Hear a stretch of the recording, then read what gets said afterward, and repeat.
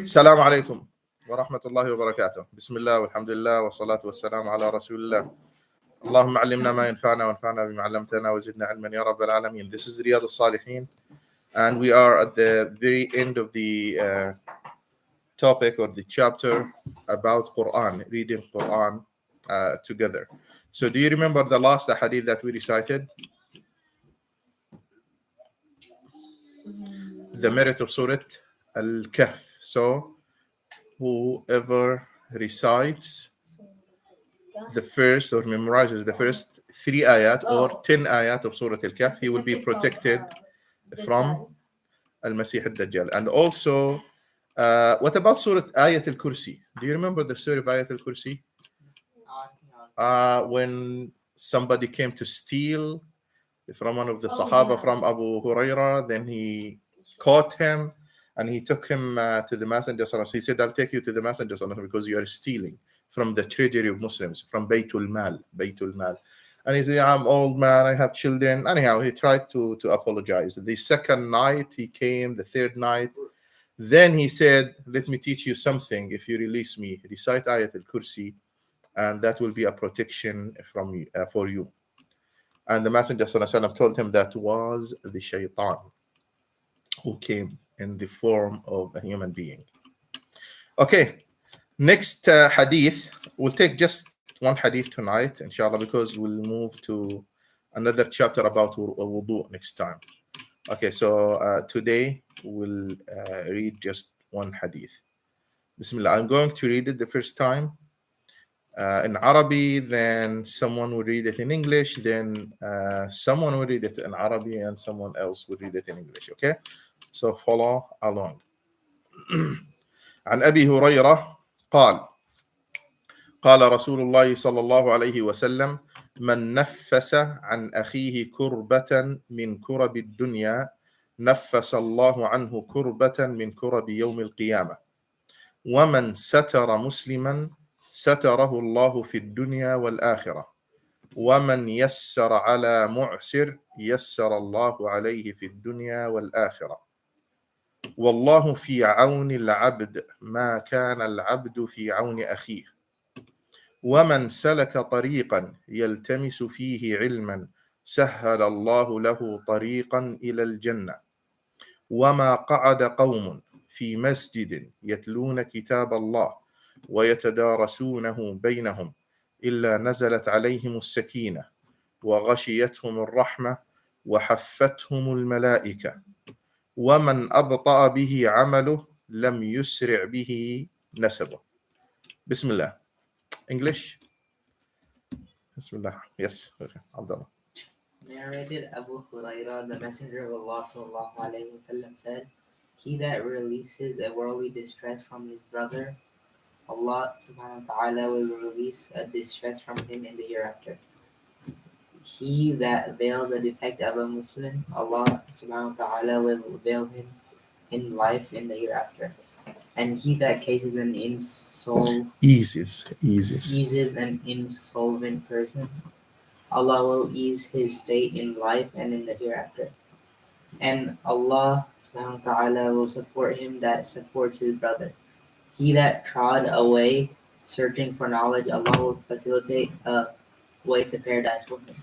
There is no group of people who sit in a mosque reciting Allah's book and studying it among themselves, except that tranquility will descend upon them. Mercy will overshadow them, and the angels will encircle them. And he whose deeds cause him to lag behind, his affinity will not bring him forward."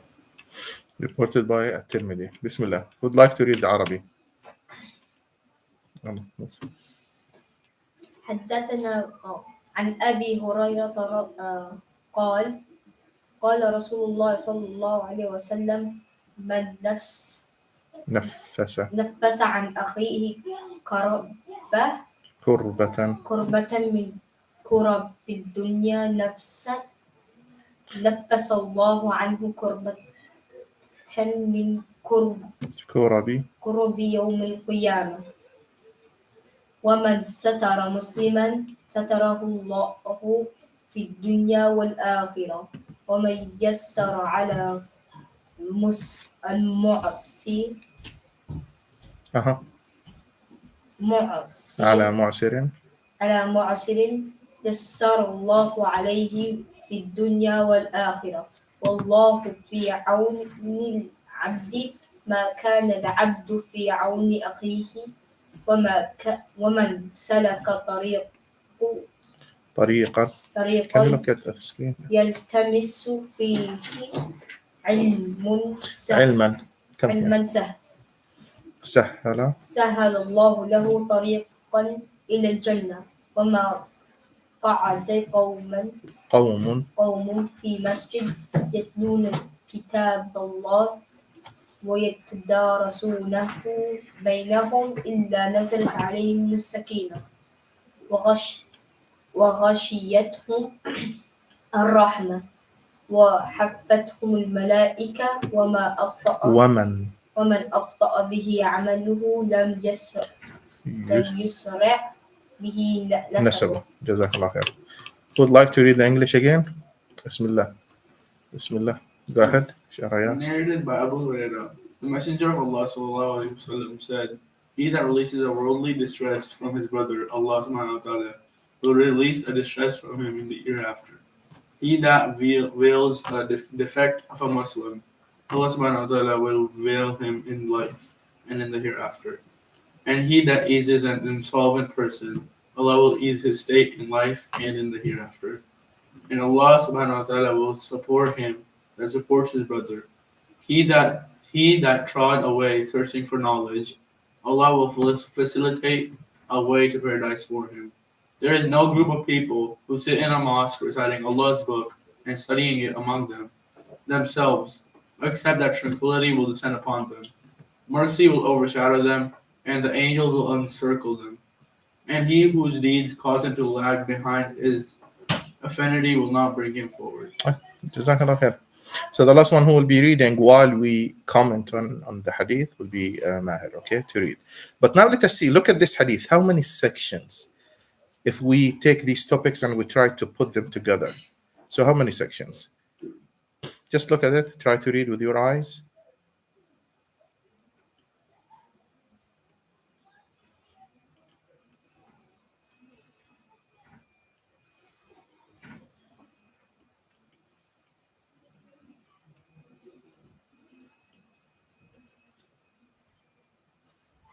One, two.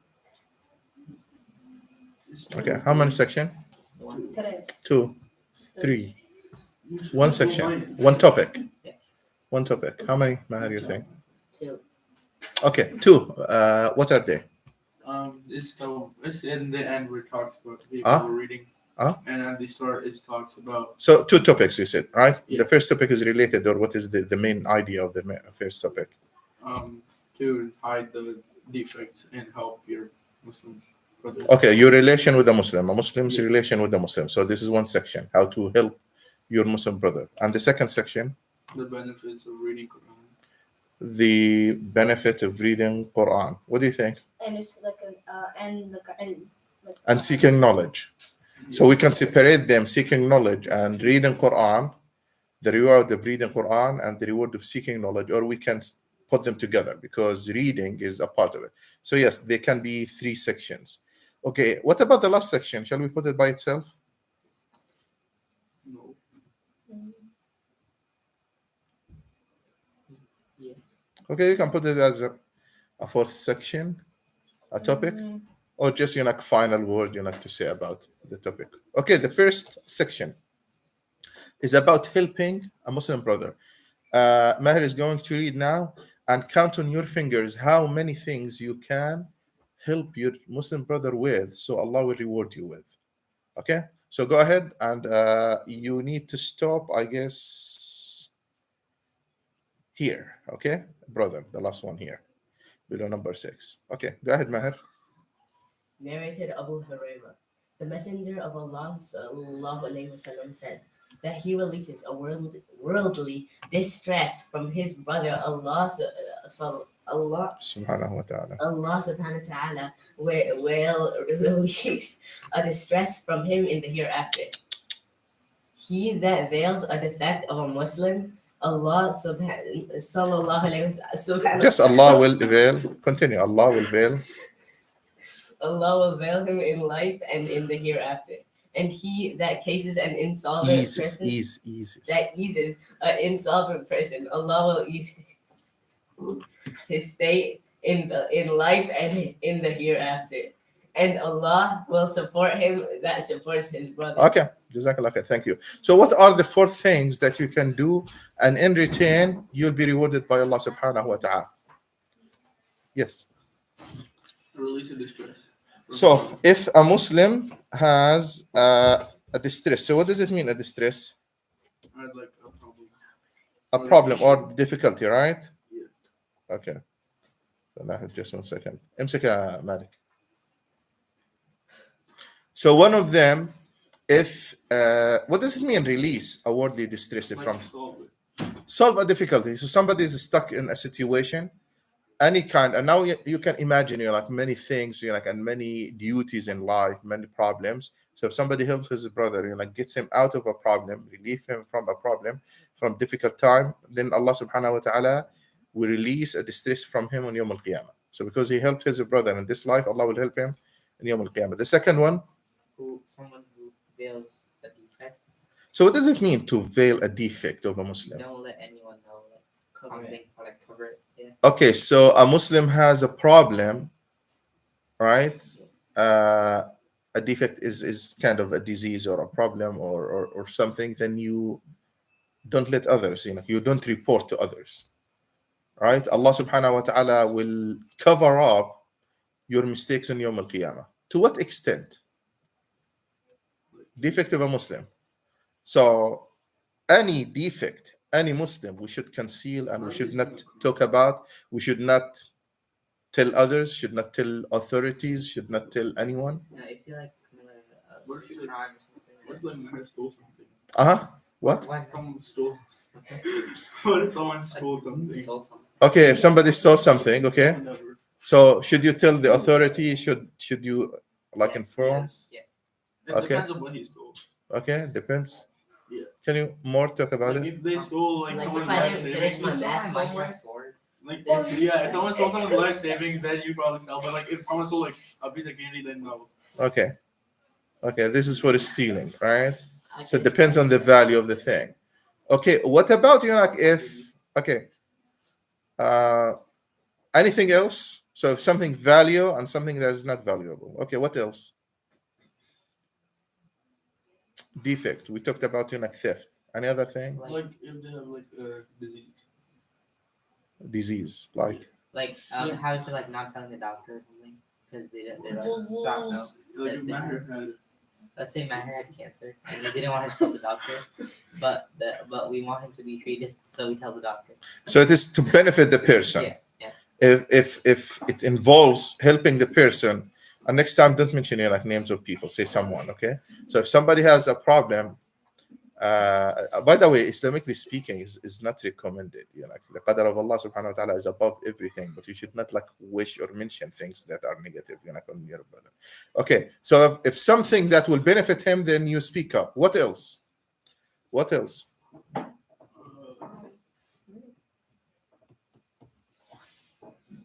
Okay, is there a difference between personal sin that doesn't influence people and their properties, and a sin that will influence and has an impact on people and their properties? Yes.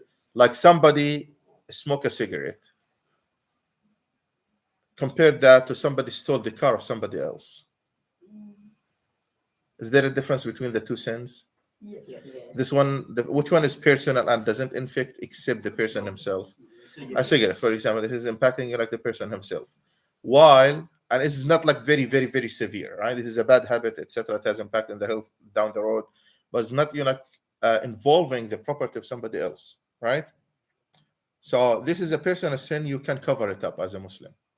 However, is there something else? Just you cover it up, or you try to give an advice? Does he have a right, that a brother, on you to give him an advice? Yes. Yeah. Okay, so we should always try to get him better. So if you see somebody, for example, is smoking or doing something personal, that is a mistake. Don't exchange, eyesighting and looking. So just benefit that will help you, inshallah, in your life in the future. If it's something personal and you can advise and you can make him better, advise him. There is no need to tell everyone in the community that you saw somebody you like smoking. That will not help him. What will help him more, you tell him, listen, brother, you're like, this is not good. It is haram. It has an impact on you. It's not good. Allah will not be pleased with you, etc. That will help. In any way you can advise him. Okay. What about the person himself? If he is a Muslim who's always practicing or an evil person who has bad habits, is there a difference between this and that? Yeah. For example, someone, a good Muslim, and he stole something, stole like lunch or food, okay, from someone else. Compare that to a thief who always targets this village, and every time he comes, he has been stealing, and everyone is annoyed in the community in that village, saying, "You're like somebody, you're like we are losing stuff. There is a thief." Then one night you see that thief, and you recognize him, and you say, "Okay, I have to conceal him and cover up, like his mistake." Is that a person that you should conceal his mistakes? No. What will happen if you conceal his mistake He'll and keep cover it up? again. He will do it again, and his evil will increase, right? While the first person you can advise him because he has. So it is What if you anyone. warn him? Like, what if you give him a warning and if he does it again? You just But if he has already like bad record, don't do it. Oh, Don't cover him up. But if somebody, a good Muslim with a good character, and he commits a mistake, then it is the time to advise him and to tell him next time I will tell others about you if you steal. what if you don't know the person? It Stop depends. with the what ifs. It depends on the severity. We go back to the severity and how much impact. Like somebody like is stole like something very very simple. It's different than like somebody coming and breaking in the masjid and stealing. Like this is very serious, or in somebody's house, because that like has a lot of impact on the person, the safety of his family, etc. So you have to. There are many things, but the default here, the Messenger sallallahu alaihi wasallam is talking about a Muslim, a good Muslim, that and his sin is by himself, doesn't have impact on the society. It is just personal. Hide his mistakes. Okay, let us now come to you as a group. You play together in the masjid, and I am sure that you have some secrets that your parents will not know together, right? So if you discover one of the mistakes of your brothers here in the masjid, you should not, and it is like something personal, it's not very severe, you should try to help him and advise him more than reporting him. Does that make sense? You see him, you're like neglecting his duties, his salah, his study, etc. Advise him more than going to his father and telling him, you're like, your son is skipping like homework. You're like, you come to pray and he's like just sitting in the back room. Or whatever, like these things that are personal thing. Keep advising those people, especially your friend. You know that he is good in his heart. Okay, let me tell you something. When the Messenger ﷺ immigrated to Medina in the beginning, Muslims, out of love, they wanted to tell the Messenger ﷺ everything that happened in the society, in the community in Medina, out of love, and they want the Messenger to know. So they would come to him, "Oh, Allah's Messenger, you know what so and so did? Like he had a fight and he cursed like somebody," and telling somebody else, so and so and so and so, they had a fight and they over like something. That person, he beat his wife and he sent her to her family. They would tell the Messenger in the beginning like everything, and the Messenger sallallahu alaihi wasallam, did he allow that? He says, "Don't tell me about my companions. Don't tell me about my companions." Why? He said, "I would like to come out to you from my house while I have a clean heart. Whenever he sees Muslims around him, to see good things, to remember good things about him, more than, oh, this is the guy who did that, the guy, So the Messenger sallallahu alaihi wasallam would like to have like a clean heart. Also, it will create a lot of damage in the community if everybody's telling others, like backbiting and so did that. So it's not good. Okay, apply it to your house. Sometimes your siblings at home would do small mistakes. He spilled the milk. He did not do his homework. What is better now, to report to your parents and create animosity and he is punished, or to advise him not to do that and to help him get rid of that bad habit? Which one is better? So it depends on, you can warn your brother. He started like, not praying. He instead of going like to the masjid, he goes behind the house and he sits. Then he comes up. You warn him. You say, I'll tell my parents. This is wrong. In the beginning, you say, this is wrong. Salah, my mother, thinks, or my father thinks that you are going to the masjid and this is not good, etc. Keep advising. Then you say, shall I tell them? Hello? But not to start picking on your siblings at home and reporting. One day on Yawm al-Qiyamah, everyone would love his sins to be hidden, because we have sins in this life and we hide them and nobody knows about them. We ask Allah always for forgiveness. Every time we fall, we try to fix them up. But on Yawm al-Qiyamah, you'll be looking for an opportunity to cover up your sin, and you don't want to be exposed. Are there some people who will have their sins exposed on Yawm al-Qiyamah? Yes. Many believers will have their sins are hidden. Do you know some of the mistakes that will be exposed to everyone? Some of the hadith that the Messenger mentioned. Stealing is one of them.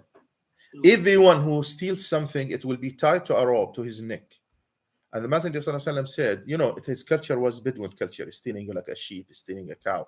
So the Messenger ﷺ said, some people will come Yawm al-Qiyamah and a rope is tied to his neck and to a cow that is mowing, or a sheep that is bleating. So what the Messenger ﷺ said, he said, I don't want to see one of you doing that. Okay, somebody is stealing a phone on Yawm al-Qiyamah, because usually thieves in this life, they steal while they are hiding. So because they did it in hidden, what will happen? The punishment will be to expose it. So imagine Yawm al-Qiyamah, somebody is coming, you're like around his neck, dollars, phones, etc., dragging them, perhaps a car dragging behind him. So people in Yawm al-Qiyamah, they will know that this person has stolen something. Okay, this is one of the sins that will be exposed. Yes. What if he stole like 14 pencils? Okay, so what other things? Anything that is stolen. The Messenger ﷺ specified one thing that is very valuable. Stealing lands, taking the property of somebody else. The Messenger ﷺ said, if somebody steals even one hand span of land, on Yawm al-Qiyamah, this land, one hand span, going down 7 layers, all of that dirt will be tied to his neck on Yawm al-Qiyamah. Just for one. So if somebody steals an acre, takes the property of somebody else's house or something, he manages, he goes to court, he fabricates a story and all of that, he will be dragging that in Yawm al-Qiyamah. And everyone around him on Ard al-Mahshar, because Ard al-Mahshar doesn't have mountains, doesn't have, buildings. So everyone around him will see, they will know, people will recognize that this person stole a house, this person stole, a land, this person stole a cow, this one stole, a phone, this one stole, 14 pencils exactly, for, etc. All of that, will come on Yawm al-Qiyamah. However, other personal mistakes will be hidden.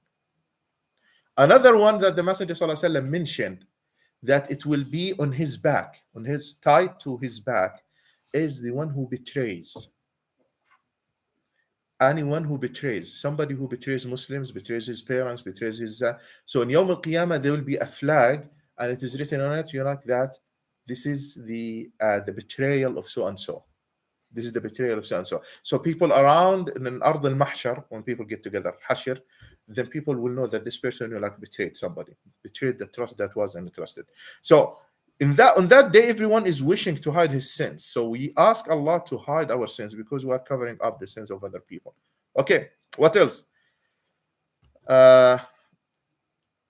What other sin or other thing that you can do to your brother in this life to get help on Yawm al-Qiyamah? What's this? He is an insolvent person. What does it mean, insolvent person? Like someone who has a problem or something. Ah? If someone has a problem in their life. Okay, insolvent person is the one who borrows money, but he cannot pay it back. Somebody, bought, a car or a house or something, and he has payments, but he cannot. He's broke, etc. And you come because you are a wealthy person, and you say, okay, I'm going to help you. On Yawm al-Qiyamah, Allah subhanahu wa ta'ala, and in this life, notice that this money issue, because money is very valuable. وَتُحِبُّونَ الْمَالَ حُبًّا جَمًّا.